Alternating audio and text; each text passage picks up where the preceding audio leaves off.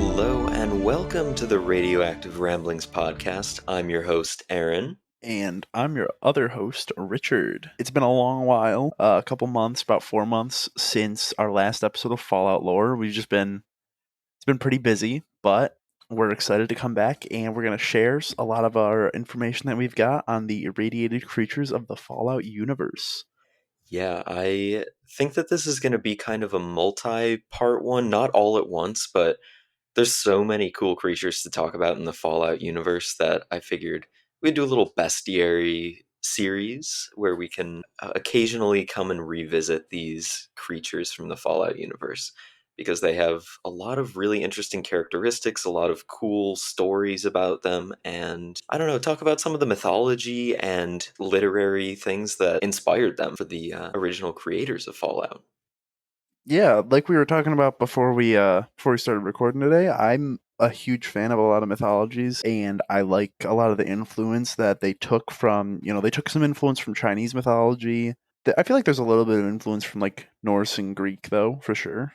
It's around Yeah, I there. have I have a few notes down in my handy little notebook here about, some Greek mythology, and then for our final creature that we're going to be covering today, I have a few notes about how it's not really so much mythology based and it's a little bit more unique of an idea than some of these other creatures. So I'm really excited for this one.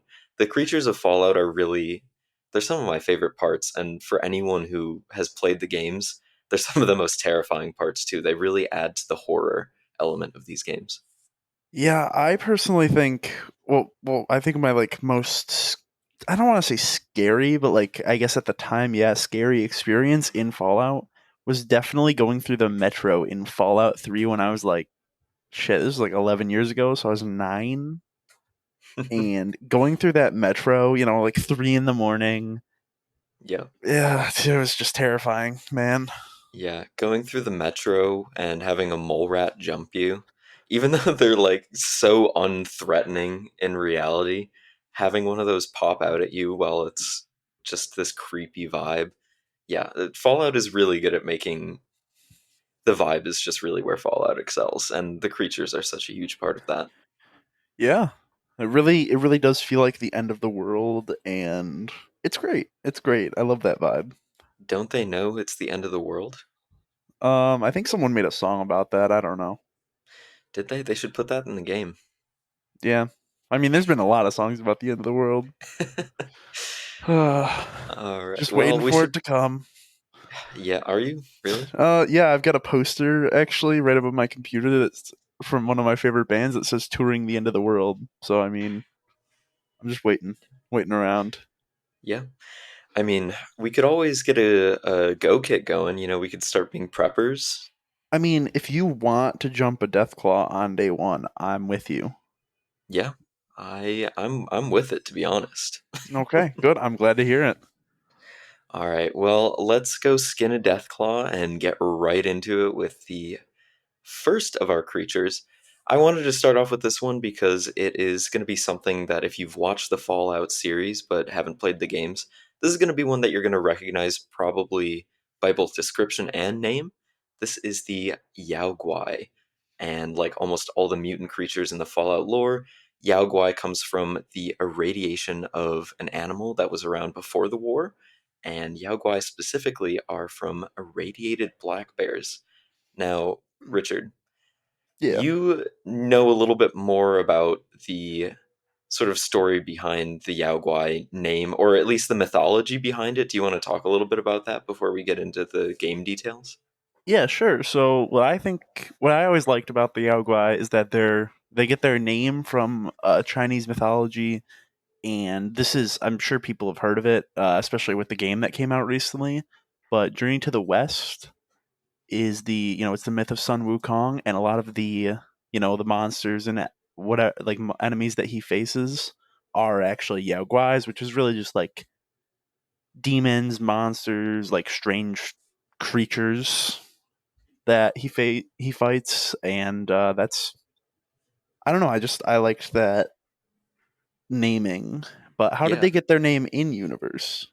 So in universe, it's a really cool kind of adaptation of or not so much adaptation, but they took that myth that you're talking about with Journey to the West and Sun Wukong. And so, for a little bit of background, I believe we might have mentioned this at one point during our lore series, but Hmm.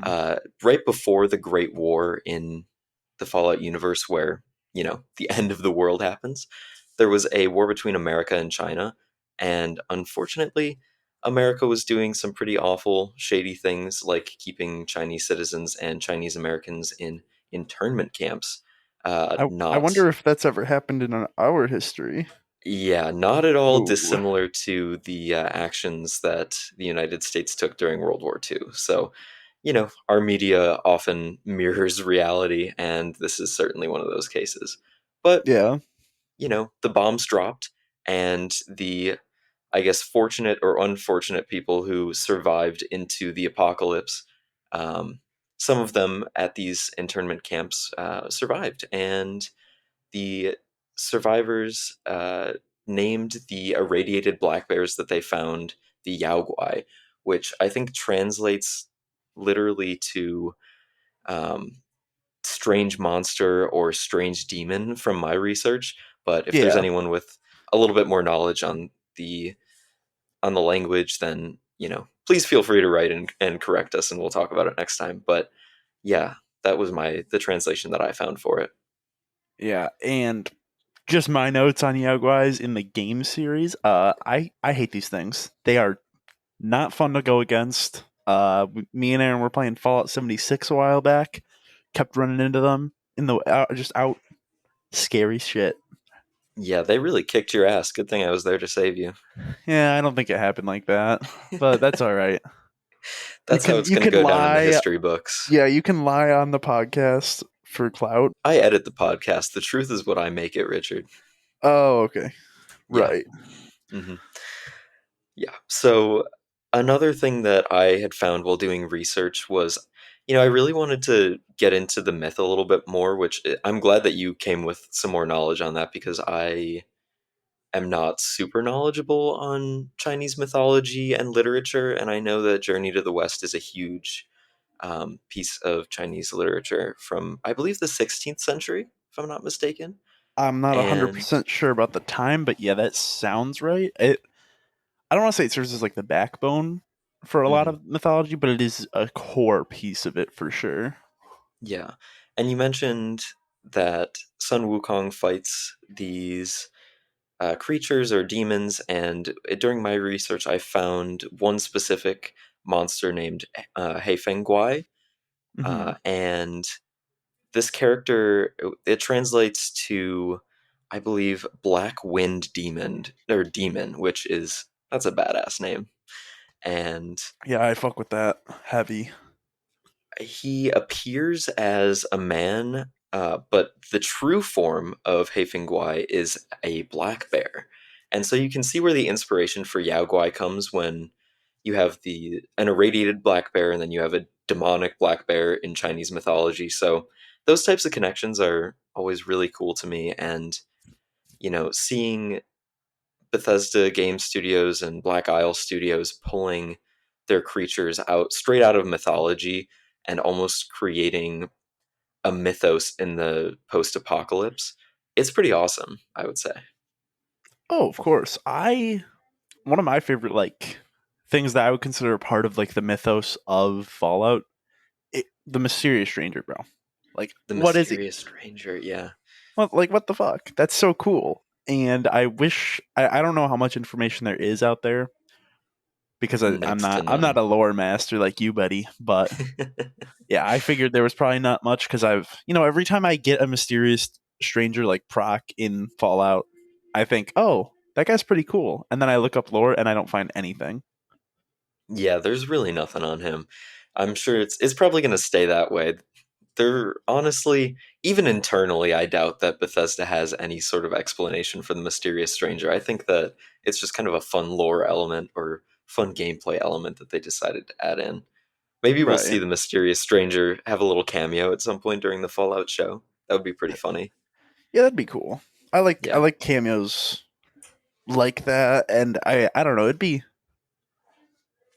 interesting to get anything on him really, because like I that guy has saved my life a million times, and he will save it a million more in Fallout 5. Hear that, folks? Richard specs all his points into luck so that he can rely on the mysterious stranger. I am Irish, okay? I'm already a lucky person. I might as well just go for it. Yeah, do you always go for the like four-leaf clover perk? I just go for every luck perk, bro. Okay, don't even with me right now. Luck is kind of overpowered in these games, but Yeah, anyways, we're veering a little bit too far off track here. yeah, Um, true. What do we got yes, next for our creatures? yeah. Actually, I wanted to go back to the Yao Guai for just a second before we move on Oh, to our next creature yeah, yeah, yeah, my bad. and talk a little bit about their behaviors and some of their presence in the games because Yao Guai tend to be pretty solitary animals they and there's a few cases where you will find a few Yao Guai together, but they mostly reside in caves just by themselves, and they're very mangy creatures with these almost completely whited out eyes, and they're massive, man. They have been irradiated into being these hulking creatures. I mean, I don't think that there's too much variation between the way they look from game to game. I don't know. Have you noticed any sort of significant from one from one game to another? Any kind of significant physical changes? Not real. Like the only changes that I really feel like they've made are that they just, they look a little different, but it's more because the graphics have updated, between like 3 and 4 and 4 and 76. It's not really they're changing in overall appearance in the universe, I Yeah. guess. And another point that I wanted to add here is like a lot of irradiated creatures, there is a glowing variant of Yao Guai, and these are basically mega irradiated Yao Guai that have taken on a green glowing appearance. You see the same thing happening with the ghouls, with some of the other creatures we're going to talk about, but pretty much anywhere that you can find a creature in the Fallout universe, you might be able to find a glowing variant, and those are really visually interesting. Sometimes they've got, you know, super irradiated mushrooms growing out of them or something like that. Lore Yeah. wise, I don't know if there's it's very unclear on whether or not it's just that they've taken on a whole lot of radiation more so than their brethren, or if they're exposed to some kind of special chemical that did it. I'm not sure that we have an answer to that, but either way, I think it's an interesting thing to note. And maybe during the Fallout show, we're going to get a little bit of explanation because it seems like they're trying to explain ghouls and other things a little bit more for us, right? Yeah, yeah, definitely. Like they gave us the funny ghoul serum with that Thaddeus drank. It's been a while. I want to Yeah, say he drank it, but yeah, like that's a little bit of explanation that I think is cool. But we also know that they can come from just straight up radiation. It's interesting that there's multiple causes to the same like problem, yeah, or mutation, I guess. Maybe not problem, depending on how you look at it. yeah. The same way that these creatures in Chinese mythology sort of have a little bit of spiritual significance. In the Fallout universe, there are cultures and peoples who revere the Yao Guai, like the residents or the tribes of Zion Canyon in Fallout New Vegas. A few of them are sort of reverent towards the Yao Guai, and they have ceremonies where people will go out into the wild and fight a Yao Guai, and that's sort of seen as a rite of passage. So that's another interesting thing in this universe is you have these new cultures popping up who are a little bit remote from the rest of pre-war or from the rest of post-war America, and they've Hmm. found their way into creating this new mythology and culture within the Fallout universe. That's definitely awesome. And who knows, maybe like word of like oral mythology was cast down from the like pre-war survivors to what would then become like the Zion Valley inhabitants. You Yeah, know, like that's always interesting to think about. But then maybe they some point around the way along the way, the myth got muddled a little bit, and now we have the present day equivalent. yeah. And Yao Guai sort of became the colloquial term for these creatures because of the survivors of these Chinese internment camps. Um, and once they left the internment camps and started to integrate into these new settlements that were popping up in the post war United States, that just sort of became the common term. You know, language is funny that way. People adopt different terms and take on things from other languages. So it's a cool thing to see. And any last points on the Yaogwai before we move on to our next little set of fellas? Um, no, I think that's all I got. Nice. All right, and let's move on to Mirelurks then. Mirelurks are kind of unique in the Fallout bestiary or bestiary because they're more of a category of creatures than they are any one specific creature. When you look to the games, they have a lot of variations. There's the traditional Mirelurks, there's Mirelurk Kings, Mirelurk Queens, Mirelurk Razor Claws or Kill Claws. There's so many different types that all seem like completely different creatures, but they seem to have some sort of communal aspect to them. Um, Richard, what's your experience with the Mirelurks in these games?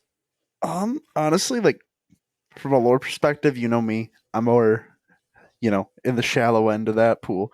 But gameplay wise, I have fought my fair share of Mirelurks, and then the kings and the queens, and I think it's interesting that the kings have it's like a sonic blast type of attack, while I'm the glad you brought that up. queens, yeah, and then the queens have I don't know if it's acid, poison, something like that.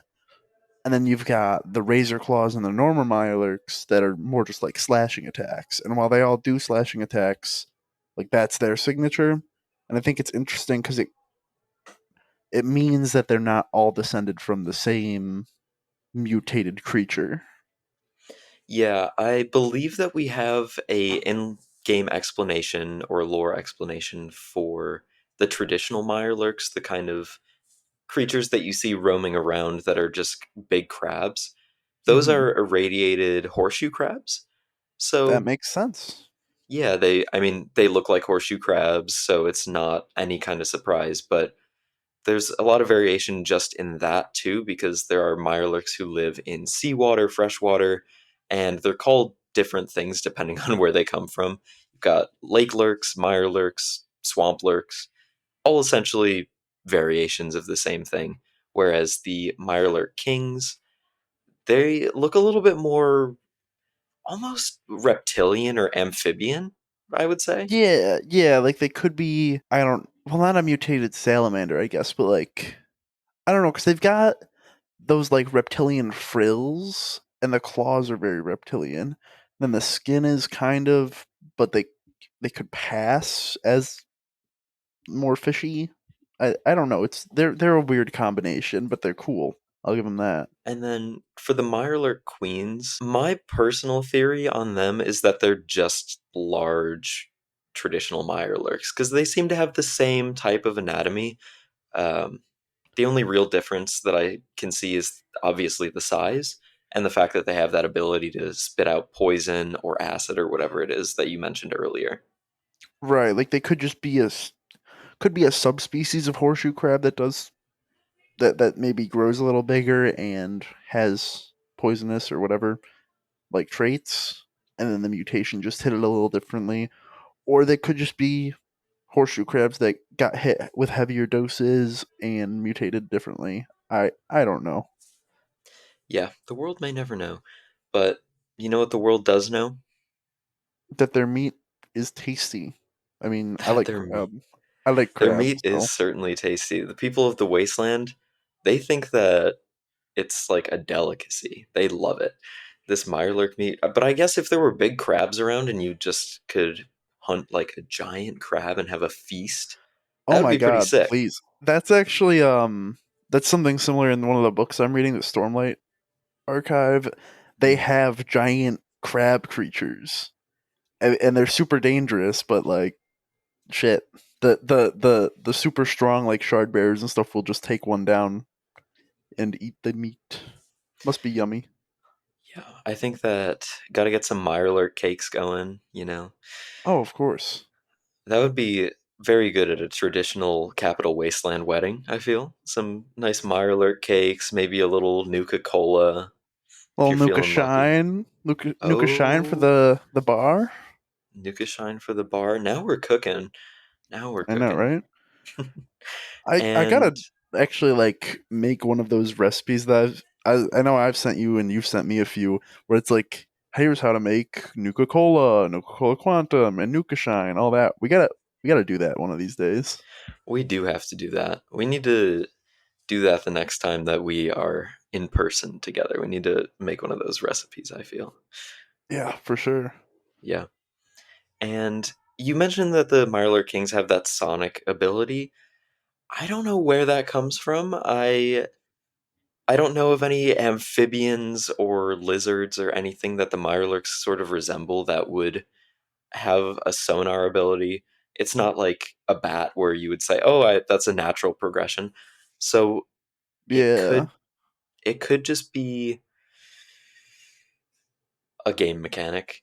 Maybe Well, yeah, some of yeah. these Maybe things we're looking a are, bit too deep into it. I get you. yeah. But in any case, the Mirelurks are really dangerous to the coastal settlements in the Fallout universe. These coastal settlements often get attacked, and Mirelurks, much like their horseshoe crab counterparts, like to burrow and spawn on beaches and get into places that are really, not where they should be. And so the Mirelurks have a tendency to infest areas, which even though horseshoe crabs don't really infest places, they do like spawn and make nests on beaches. Yeah, I remember the castle in Fallout 4 because that was like the first faction quest line I did in that game was I went with the Minuteman and Preston Garvey every 5 seconds came up to me and he was like, another settlement needs your help, and I was in the middle of helping one and then the other and then the other and then the other. And then But you've got I 40 retook the settlement castle. quests. Yes, I retook the castle though, and that was my first introduction to a Mirelurk queen, and that was so cool, and I did not die a lot at all. It's a major set piece in that game, especially when you first start. I remember when Fallout 4 came out and I was playing through it for the first time. Oh my god, you empty all your bullets into that thing, and it just Yeah, feels like the most cinematic battle retaking the castle from these mutated, horrific sea creatures. You gotta love it. You yeah. really do. Yeah, another like not related at all to our bestiary stuff, but I was in Boston. I know you know, but I was in Boston a few weeks ago. Did walk the Freedom Trail, which is how you find the railroad. So that was kind of silly. Nice, nice, nice. And did you see any Mirelurks while you were in Boston? I did not, but I did have a really good grilled cheese sandwich that was like crab and lobster. So I I ate their ancestors. Good, good, good, good. You're taking care of some population control for the future. 2077. It's right around the corner. Dude, in 50 years, you're going to be thanking me. Okay. I helped so much. You really did. And before we move on to our final creature, I really wanted to talk about the mythology that might have inspired the Mirelurks. Oh, yeah. Large crabs aren't super prevalent in mythology because crabs aren't a very imposing creature, it's not the most interesting thing. But in Greek mythology, there is a creature called Carcanus. I believe I'm saying that correctly. And Darkness. Ooh. it it's a creature that aided the Hydra in battle, but was eventually defeated. And Carcanus became the constellation Cancer, which shout out to all my fellow Cancers out there. So that's kind of where I believe the giant crab idea came from, especially when it comes to the Mirelurk queens. So, yeah, I just thought that that was a little interesting tidbit and possible origin or inspiration rather, for the Yeah. Mirelurks. I'm not gonna lie, I didn't really know much about Carcanus. I'm gonna have to take a like look deep dive into some Greek mythology one of these days now. Yeah, from what I was reading, it seems like Hera turned Carcanus into the constellation Cancer for its efforts in aiding the Hydra, something along those lines. I'm not a Greek mythology expert, Yeah, but that something about was, Hera being vengeful. You know, it's what she does. yeah. Now, up to this point, we've had two creatures that not, I wouldn't say that they're naturally occurring, but radiation mutated them and they were, they became what they are in the Fallout universe due to environmental factors, right? Yeah, Now, moving on to probably the most iconic creature in all of Fallout, the Deathclaw. They're a little bit different in that they don't really come from the irradiation of an existing animal. They were made in a lab with irradiation and gene splicing sometime before the Great War by the US government. yeah. And then I don't know much else, but I know that they got infected with the forced evolutionary virus, or at least some did. Yes.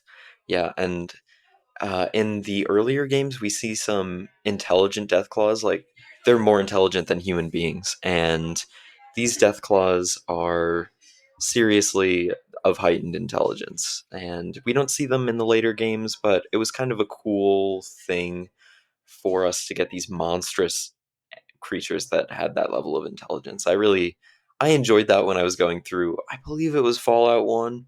Don't at me, but I believe it was Fallout One. Yeah, I think I know they're in the one with Frank Horrigan. I don't know much. Oh, okay. So Fallout 2 then. All Yeah, right. they could be in both though. I mean, I don't know. Don't at me either because I really don't know my stuff as well. Purpose for them being created by the US government is they eventually wanted to phase out real human soldiers and use Deathclaws in their place in warfare. Oh my god, that's fucking terrifying to think about though. Like, Imagine being a soldier on the battlefield and you just see a Deathclaw running at you. I'd shit my pants.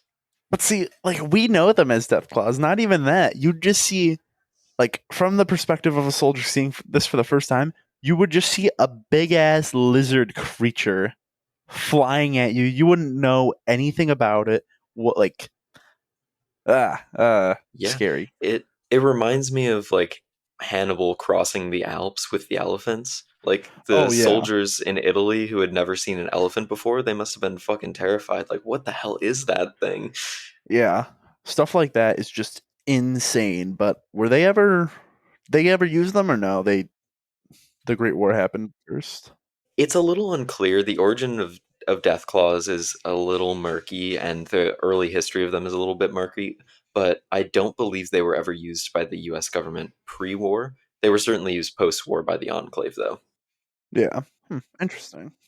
We don't really know how they were able to get out and spread into the world. It could have been they broke out of whatever lab they were in. The US had them out and about during the aftermath and they just got loose through battle. But yeah, we're not quite sure how they got out, but they're out for better or for worse, and they are a menace to the wasteland nowadays. They really are, especially the one part of New Vegas. I have not. I still have to play through, and I know it was either you or Chase told me when I play through that I need to go through like Deathclaw Valley, and Quarry I'm not Junction. doing that. I'm not doing that. It's just a quarry. There's nothing going on in there. You can go straight through. It's a shortcut Yes, to yeah. Vegas. You're lying to me. I cannot believe you would lie to me like this.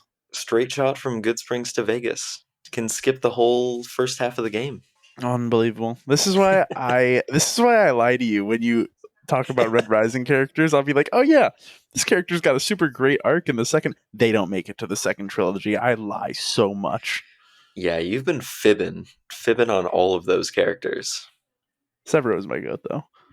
Speaking of Quarry Junction and the large amount of Deathclaws that are there in Fallout New Vegas, Yeah, Deathclaws, this is a good segue into Deathclaws being pack animals who are led by a group alpha, the strongest male or female in the group, and yeah, which is surprising for such a terrifying creature to be so social.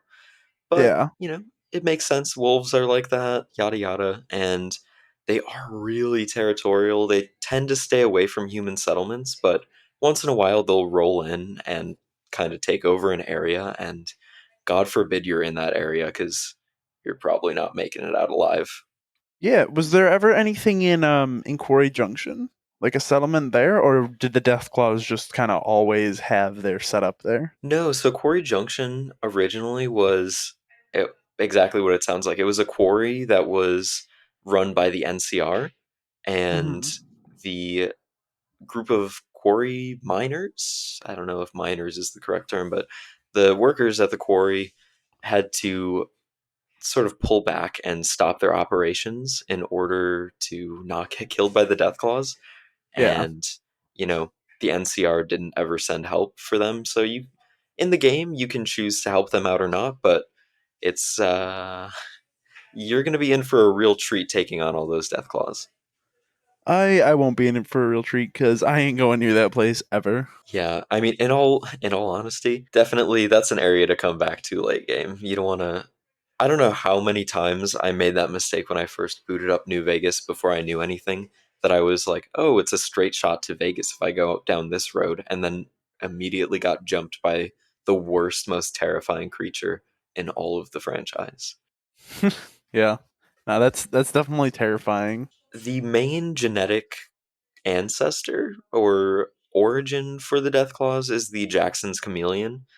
It's Mhm. sort of a bunch of animals spliced together to create the Deathclaws, but the Jackson's chameleon is the main one. And let's move on to some of the mythology. It's not really inspired by mythology in the way that the other ones are, where you can draw a sort of direct line, but Mhm. Big Lizard in mythology is not anything new, or Big Lizard in media is nothing new. I mean, Dude, think of, okay. Big Lizard, one of my favorite tropes of all time. You got yeah, Godzilla, you got Ghidorah, three-headed dragon. That thing was cool. Um, Outside of that, Power Rangers had big lizards all the time. Like, you know me, big monster, big robot, big whatever fight, amazing. 10 out of 10, peak cinema. Truly, dude. The new Transformers, peak, I haven't peak. seen it, I unfortunately. Yeah, you're not gonna see it. I know you. Don't lie. Yeah, probably not, but you know, I can always lie. Yeah, I'm telling Chase to see it though, because he's a fan. He's like me, Listen, if you two want to get on the mic and talk about Transformers, and I can just edit the podcast. dude. You have no idea. I would totally do that. Like, I love Transformers. Anyways, it could be based on any of that Godzilla, dragons. It's just the possibilities are endless. The big lizard with horns and claws and terrifying speed. It's Yeah, just it's pretty awful. And yeah. you know, they were used by the Enclave in warfare, as I mentioned earlier, especially in the Capital Wasteland during the events of Fallout 3. They have Hmm. these almost mind control devices on them to keep them in check, and they have handlers and they're in cages. And I know that you've played Fallout 3 probably as much as I have, if not more than I have. So, uh, did you ever get to experience the Deathclaws? I did not. The farthest I got in Fallout 3, I think, was close to that, but my save got corrupted, and I was fucking 9, 10 years old, so I didn't know what to do. And then I think I like I started a new save, I'm sure, and maybe did like some of the DLC or something like that. But I never got that far again, and I really do need to go back and play Fallout 3 because I loved Fallout 3. It's such a fun game. And they actually did tease, even though we didn't see the Deathclaws in the Fallout series on Prime, they did tease it right at the end. Do you remember that? I do. We had Mr. Hank McLean, and he was walking towards New Vegas, and there was a Deathclaw skull right on the ground. Yeah, I wonder if that came from Quarry Junction. That would be a good callback right there. That would be a good callback. Maybe, who knows? Maybe Hank went through Quarry Junction and it's been like cleared out. Maybe. Yeah, because he got there pretty quick. Yeah, he was kind of zooming in his power armor, wasn't he? Yeah. First off, as always, we want to say thank you for listening to a new episode of our Fallout lore series on Red. Shit. On Red Fuck. Rising. On Red Rising. Yes, thank you. No, on Radioactive Ramblings. We obviously we've been gone for a while, and we do apologize, but we're hoping that we can get right back into the swing of things and we can keep delivering stuff at the rate that we just talked about, that'd be great. Hopefully we can really get into that habit and keep it consistent, maybe adding some more projects. But a good way for us to add new projects is with some suggestions from you guys, our listeners. And there's some ways you can get in touch with us to, I don't know, let us know, if we said something in the Fallout stuff that you guys maybe know a bit more about, or you have any other feedback, really, just let us know at our email, radioactive@thelowerhounds.com. We also, of course, have our channel set up for Radioactive Ramblings within the Lorehounds Discord server. You could message myself or Aaron or Chase if you'd like. I'm sure he'd love it, even though he doesn't know as much about the Fallout lore, but that's all right. You can let us know in that Discord. Just send us a ping, and we'll get back to you as soon as we can. There's also a contact form, or you could leave us voicemail at thelorehounds.com. We also do have a Twitter or X account at Radioactive141.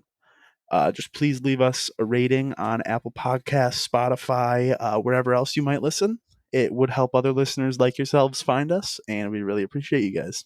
Yeah, and we are proud members of the Barovian Podcasting Network, which is spearheaded by the Lorehounds. And the Lorehounds have a lot of cool things going on right now. They're covering the Rings of Power, which that's the show that they got started with. So they're really thrilled to be back doing that. I'm really thrilled that they're back doing that because that's how I found them, was through originally listening to them talking about the Rings of Power over on the Bald Move Network, and now they're running their own network that were they were so gracious to let us be a part of, and it's just a really cool full circle moment now that the second season of the Rings of Power is out and they're going back to their roots a little bit.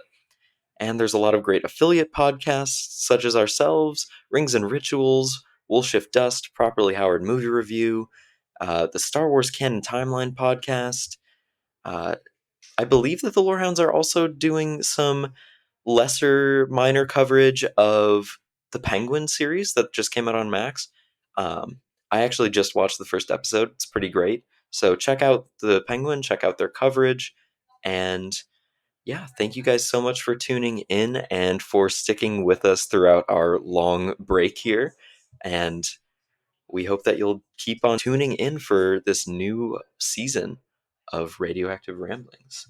Thank you so much, and we'll see you in the next episode.